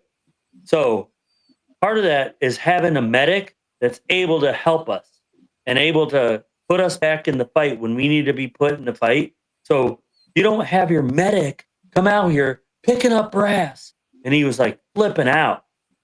And I was like, oh my gosh. Then he walks over to me and he's like, look, not your fault. Whoever told you is a freaking idiot, doesn't know what he's doing. You're a medic. We need you to be a medic. We don't need you cleaning up brass. So just be a medic. Sorry that you had to see that. I was like, no, I didn't know. Thanks for letting me know. So yeah, they'll like flip out because you are hurting the medic or whatever. You're the most cherished member of the group, dude. Yeah, I've had sergeants also be like, shut the fuck up, the medic has to sleep. Because I like, he just saw it. He saw I was tired. Like he saw that I was up, or I had to get up in the middle of the night to treat a soldier. And so that happens all the time. Those kind of little things. And then somebody's being loud, and he's just like, they throw that out there, and everybody understands it though. Yeah. Everybody gets it. It's not like, oh yeah, we're just gonna keep being assholes and be loud and play our card game over here in the corner. Once they say like, shut up, they'll say shut up. They'll say shut up. Nobody's really listening, and then they'll go like, shut up, the medic's gotta sleep. Like, oh shit, Ruining it. Yeah. for everyone. How dare you? Saved my ass from multiple hangovers. Oh, the IVs, yeah. Yeah, Oh I man, remember you telling me that. Yep. Greg, do you remember that guy in MEPS? Because I went through MEPS. Mm. I went through Greg's. At the same time, we did the whole thing the same: the duck walk, the rotate your arms, all that stuff. And I got DQ'd because I have psoriasis, and I was just so discouraged. I could have got a waiver probably at that time because I was only going National Guard, and I probably could have got a waiver. I didn't get a waiver. I was so discouraged. Then, like 4 years later, Dave can add this: just drinking bar. Met a kid I went to high school. He was a recruiter. He's like, I could get you in. I could get you in. So he's like, go retake the ADVAB. The what is it? The ASVAB. ASVAB. Yeah, ASVAB. Go retake that. Get at least a 50. I think the first time I went in, I got like an 80. So I was like qualified for almost all the jobs. Then, and both of us I think I got was really going- high. Yeah, I think I was going for like a small wheel mechanic. They were said, oh, you'll be stationed and relax in Jackson, and that's whatever.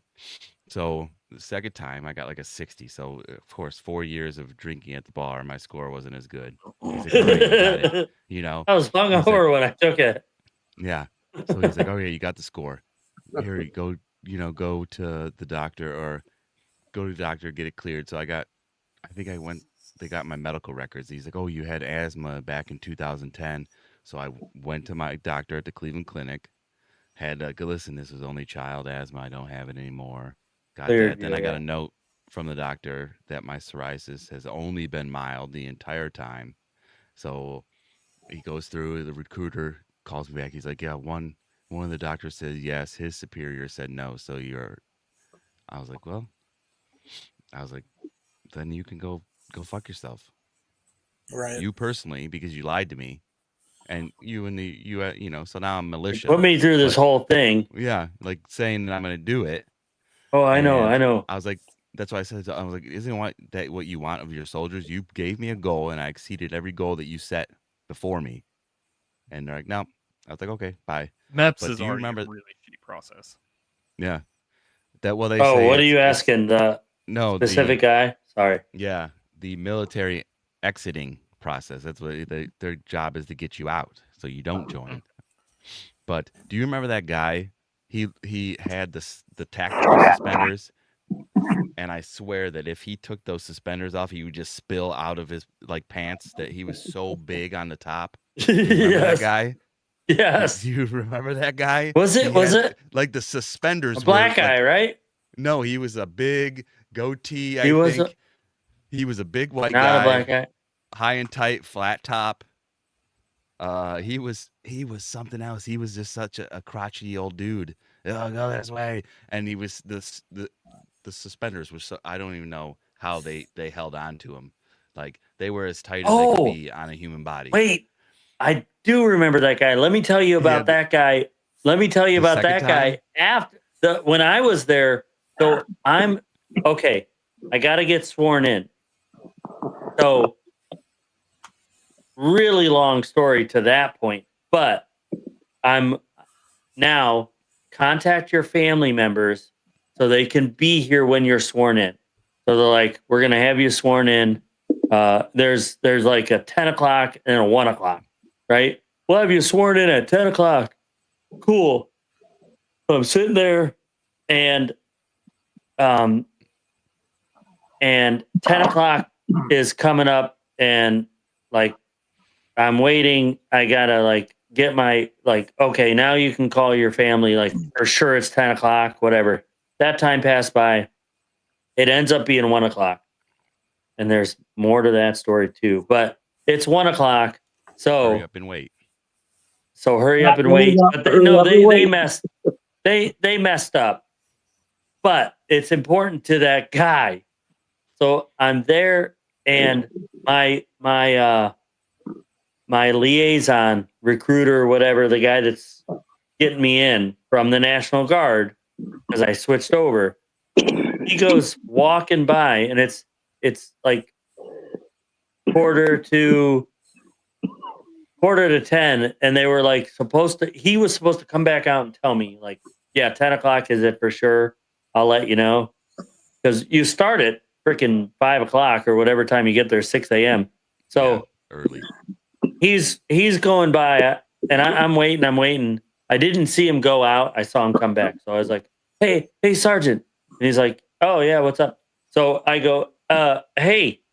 So I get up. I get out of my seat to go talk to him because he's like, there's a couple rows of chairs.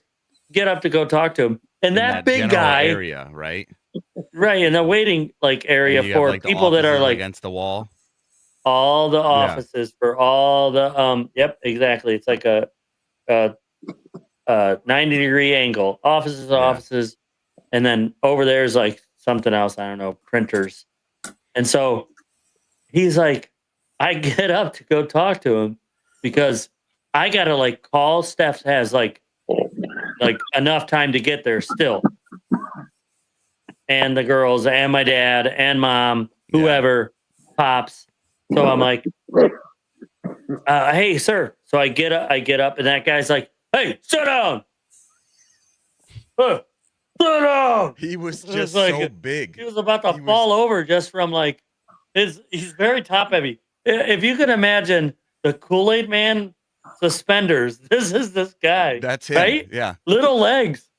Like, Black oh. shirt. He had the black suspenders. They were crossed in the back. Sounds And like yeah, Shrek. solid. so Like it wasn't like a droopy belly. It was just a big, just Kool-Aid Man. Kool-Aid Man. He was an orb, apple of a man.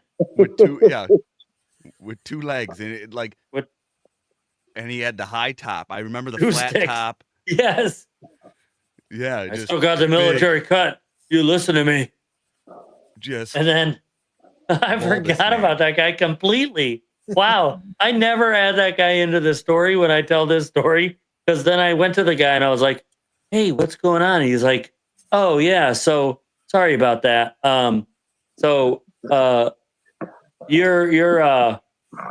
You're tier 2, which is National Guard plus GED grad. And he's like, yeah, the percentage of tier 2 like enlistments is 10% of all enlistment. So whatever that number is, like that's where you fall. But I already got you going. I got you in, and yeah, we're good. We're not gonna do the 10 o'clock or 11 o'clock, whatever. Though we're gonna have to do the 1. But yeah. So, but he goes like as that guy yelled at me, this guy was like, yeah, so we're just gonna have to do that. And then he goes, so I'll and he just pauses sentence and zips into the office. Like that should have been a bathroom. He was zipping to go like, oh my gosh, I got a shit. Beeline. I got a shit. But it wasn't a shit. It was just, phew, he's gone. And I was like, what the hell? And then that guy's like, yeah, you can sit down now. You can sit down now. And I was like, geez, don't fall over. Yeah. And I go sit down. And I'm like, so I'm looking, I'm like staring in the office the whole time, like, what the hell just happened? And then hour goes by or whatever, and I see him come out. I was like, Sergeant, what? Hey, what's going on? And you can't be loud either. Like, just shut up. No. So I'm It's like, like a library. he's like, he goes, oh yeah. So he and this time I don't stand up. He comes over to me and he goes, yeah, sorry about that. Yeah. So yeah, I said, geez, man, that was like an hour ago. You went like you were telling me that tier 2, whatever, and then you zipped off. And he was like, oh yeah. So that doesn't happen here. That's in Columbus. So I was contacting my guy in Columbus, and I told him I have a soldier that's been through a few times, good to go, wants to go National Guard, switch over to the whatever. And I go, switch over? I'm active. Active first? He goes, oh, yeah. No, I told him that. And then he's like, so anyway, I had talked to him at like 9 o'clock. You were like 3rd or 4th on the list. I had him move you to the front, but he had something and he told me to call him back. And I'm so sorry. I forgot to call him back. So now I'm like, gosh dang it. A 4th time I got to come back to freaking MEPS. And he goes, no, but I did. But that when you said, when I was talking to you, I remembered I still had to call him back. So that's why I jetted off to go call him. But I got you. And actually, kind of fun fact is right now in the state of Ohio, with the way the tiers go and the enlistments go, you will be the only one in the whole state of Ohio going active first through the National Oh Guard. wow. I was like, oh damn. Like, So and how it many was all times did you because go I through was like, MEPS? hey, that You went was the through MEPS third time. third That was the time? third time. My Yeah. goodness So gracious. the first time was with you, Yeah. and they did the whole thing like, oh, so you're a GED grad. We can't enlist you right now. I came back, and you do height and weight, which we did, and you do your urinalysis that lasts for however long, and then so I came back through the army again. They said just come back again. I did it again. Then they switched me to the guard and said, and that guy was like, "Oh, I could have you enlisted in like a week.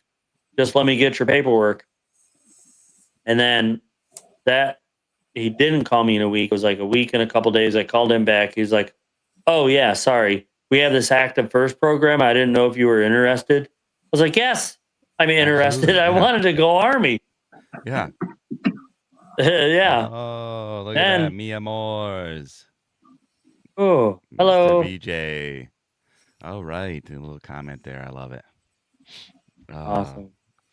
So then Kool-Aid man. I go, so it took about, so your height and weight is good for 30 days. So Army, I had height and weight. It was still good. National Guard came back. Now I'm going to swear in. And that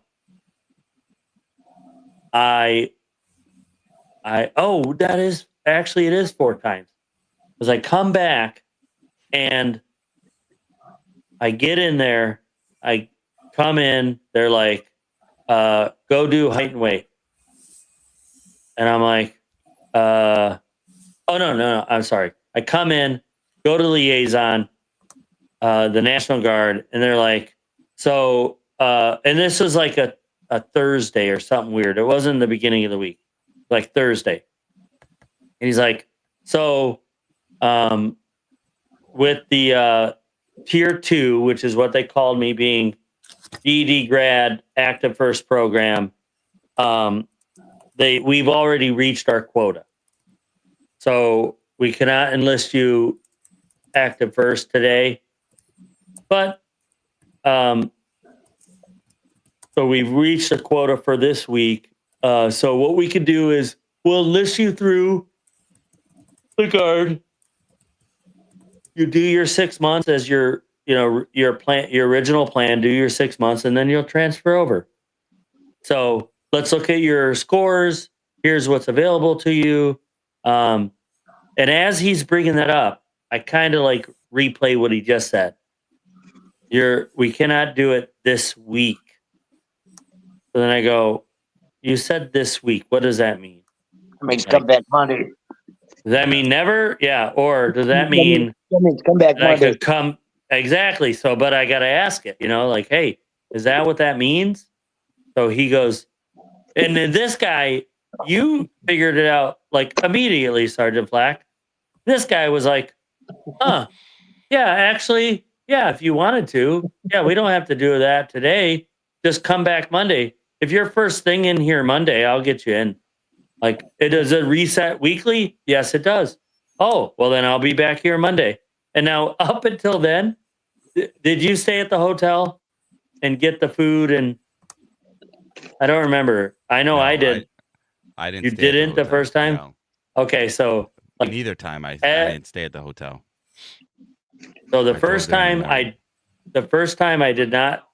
We drove together. I think maybe, yeah. I can't remember. That first time. Remember Kool-Aid man.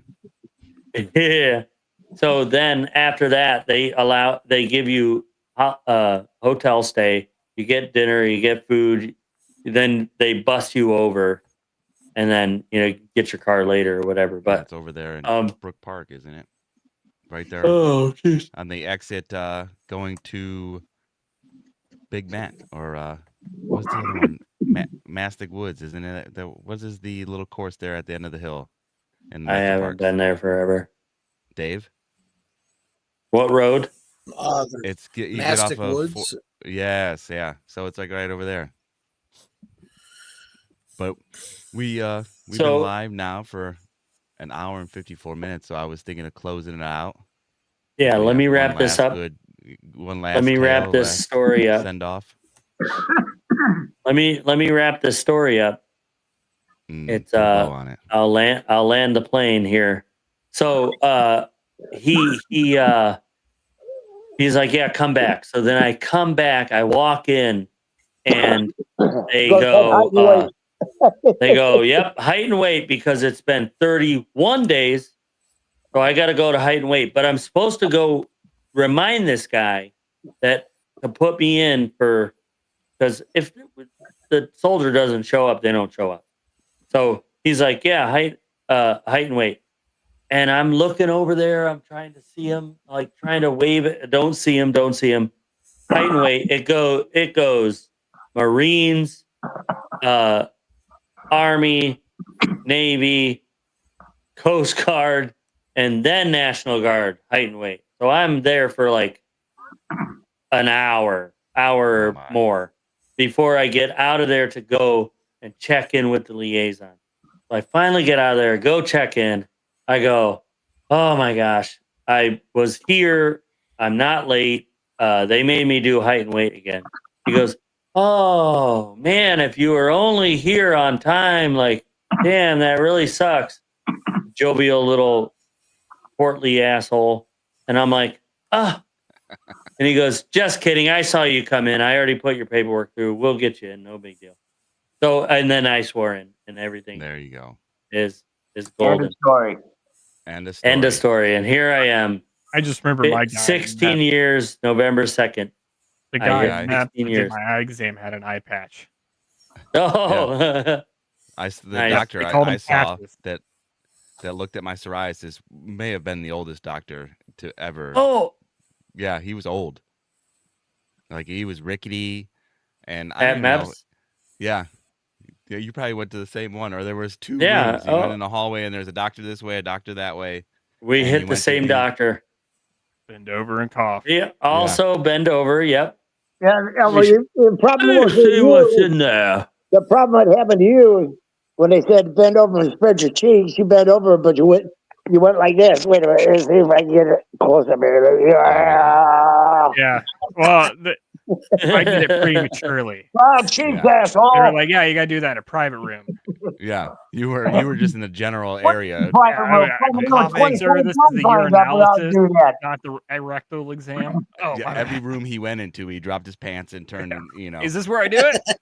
Jesus Christ, come on. What are you, well, you guys went to a private room?